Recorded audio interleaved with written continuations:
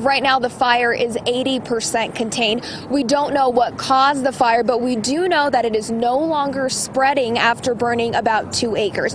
You can see there are still fire trucks, a large number of firefighters behind me. It is a very active scene, and they're expected to be here until after dark.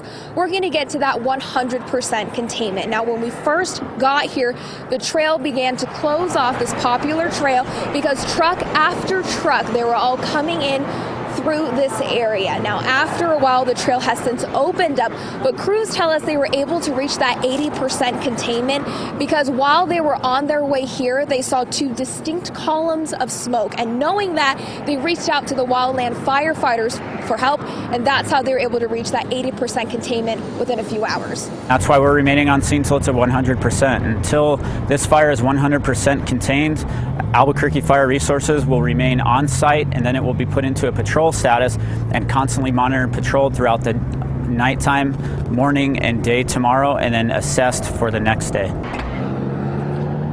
About 35 firefighters are on scene right now. The city is under stage 1 fire restrictions, which means no smoking, no open flames, no fireworks, no campfires in the Bosque. Again, the cause is still under investigation, but coming up at 6:30, we'll tell you what some of the mountain bikers here say they heard, saw, and smelled right before we got on scene. Live along Bridge, Joy Wang, KOB Eyewitness News 4.